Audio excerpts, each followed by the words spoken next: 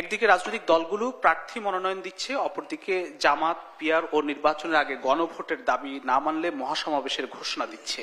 BNP বলছে সরকার নিজেই নির্বাচনের পরিবেশ নষ্ট করছে। এইসবের পেছনে ভিন্ন কোনো রাজনৈতিক খেলা আপনি দেখেন কিনা, বা নির্বাচন কঠিন সমীকরণে এগুচ্ছে বলে আপনি মনে করেন? ধন্যবাদ আজকের এখানে যত সহালোচক তাদের সবাইকে।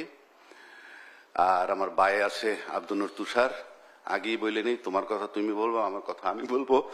আচ্ছা, দেশ টিভির যারা দেখছেন দর্শক শ্রোতা, না যে বিষয়টা আপনি বললেন যে জামাত মাঠে নামছে গণভোট নির্বাচনের আগে করতে হবে, আবার জামাত এমন কথাও বলেছে যে আঙ্গুল বাঁকা করে হলেও ঘি তুলতে হবে।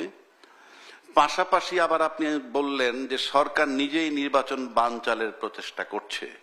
বিএনপির পক্ষ থেকে অভিযোগ ছিল, সেই বিএনপির পক্ষ থেকে বলছে। মানে এটা আসলে কি মেলে না তো। বিএনপি আরে সরকার তো বলছেই কেউ ঠেকাতে পারবে না, নির্বাচন ফেব্রুয়ারিতে হবে, এবং আজকে পর্যন্ত সেই কথাটা চলমান আছে। আমরা বিশ্বাস করি এই স্বপ্নগুলিতেই তৈরি হবে স্বপ্নের বাংলাদেশ। স্বপ্ন ধরা, ধরনীর বুকে স্বপ্নের ঠিকানা। দ্বিতীয় কথা হচ্ছে মাঠে নামলো জামাত, পাশাপাশি আমরা এও দেখেছি যে দলের নমিনেশন নিয়ে যখন কোনো গন্ডগোল হচ্ছে এটা কিন্তু ইন্টারনাল গন্ডগোল, তার পরিপ্রেক্ষিতে কিন্তু রাস্তায় টায়ার জ্বালানো হচ্ছে। তো আপনার ঘরের ঝামেলা যদি আপনি বাইরে নিয়ে আসেন, ঝামেলাটা তো আপনার।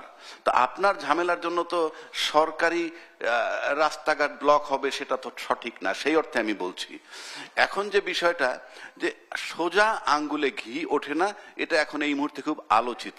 পাশাপাশি একটা জিনিস ধরেন, গণভোটের কথা বলছে জামাত, গণভোটটাকে নির্বাচনের আগে করতে হবে।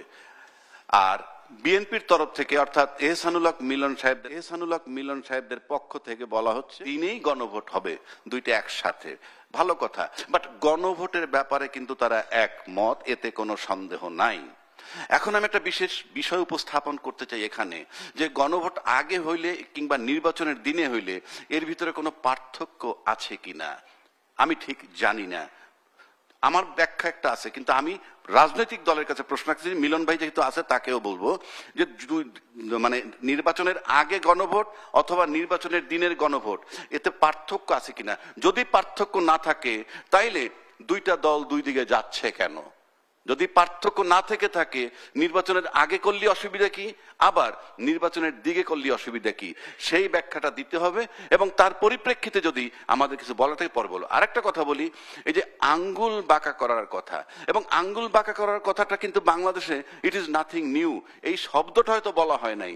আপনি বাংলাদেশে আমরা যে 53 বছরের রাজনীতি নিয়েছি বা দেখছি, তাতে আপনার এমন কোনো বিষয় নাই। রাজনৈতিক অধিকার যখন সরকারের বিরুদ্ধে যখন একটা অধিকার আদায় করতে গেছে, কিংবা রাজনৈতিক মত অনৈক্য যেখানে হয়েছে, সেখানে অধিকার আদায় করতে গেলেই সেখানে আঙ্গুল বাঁকা করতে হয়। আপনি যদি সিম্পল 90-এর গণ অভ্যুত্থান দেখেন, অভ্যুত্থানটা কেন হইলো? ফাইনালি আঙ্গুল বাঁকা করা হলো। আঙ্গুল বাঁকা করেছে কে? জেনারেল উদ্দিন সাহেব বলছে জনগণের দাবিতে যে আপনার সাথে আমরা নাই, এটা আঙ্গুল বাঁকা। যদি আসেন 1996 সালের কেয়ারটেকার গভর্নমেন্ট, সেখানেও কিন্তু ফাইনালি আঙ্গুল বাঁকা করতে হয়েছে। নর্মাল দাবি ছিল, কিন্তু তিন দল মিলে, তিন দলীয় জোট যখন বললো না দিতেই হবে কেয়ারটেকার গভর্নমেন্ট, তখনই কিন্তু আসলো। তারপরে যদি অন-11-এর দিকে তাকান, সেটাও কিন্তু সোজা আঙ্গুলে আসেনি, আঙ্গুল বাঁকা করে। এটা নেগেটিভ অর্থে না। অর্থাৎ রাজনীতিক আমরা গণতন্ত্রের ব্যাপারটা এখন পর্যন্ত প্রতিষ্ঠিত করতে পারিনি। শেষ পর্যন্ত যদি আপনি জুলাই আসেন, সেখানেও আঙ্গুল বাঁকা, সেখানে আবার কাউন্টার আঙ্গুল বাঁকা ছিল। শেখ হাসিনা আঙ্গুল বাঁকা করছে প্রশাসন নিয়ে, যে যেভাবে হোক রাখুন, এভাবে 80% বাঁকা করতে করতে যখন 80% বাঁকা হয়ে গেছে, জনতার বিস্ফোরণটা এমন হইলো যে তার 100% বেঁকে বসেছে এবং তাকে চলে যেতে হয়েছে। তার মানে আপনি রাজনৈতিক ব্যক্তি বা দল বা প্রভাব যখন এমন জায়গায় যায় যে আরেকটা দল বঞ্চিত হচ্ছে, তখন সেটা আদায় করার জন্য আপনাকে বাঁকা আঙ্গুলি করতে হয়। এখন প্রশ্ন হচ্ছে, মাঠে যদি জামাত বাঁকা আঙ্গুল করে থাকে এবং শুধু 80% বাঁকা করে থাকে, আর বিএনপি যদি 100% বাঁকা করে মাঠে নামে, বিএনপির সামনে জামাত টিকবে কিনা আমি জানি না, আমার সন্দেহ আছে। বাট সেটা সংঘর্ষের রূপ নিতে পারে। সুতরাং এখন থেকেই দায়িত্বশীল যারা আছেন, বাংলাদেশের বড় বড় স্টেক হোল্ডার যারা নিয়ন্ত্রণ করতে পারেন, তাদের তাদের এখনই দেখা উচিত, নাহলে এই আঙ্গুল বাঁকা বাঁকি নিয়ে কিন্তু ফাইনালি যদি একটা সংঘর্ষের দিকে যায়, মোটামুটি পরিস্থিতি ঘোলাটে হলে নির্বাচনী ট্রেন এমনি যথেষ্ট অমসৃণ অবস্থা আছে, তার সাথে আরো একটা জটিল পরিস্থিতি হতে পারে। সেটার দিকে বড় বড় স্টেক হোল্ডার যারা আছে তাদেরকে এখনই স্টেপ নেওয়া উচিত বলে আমি মনে করি।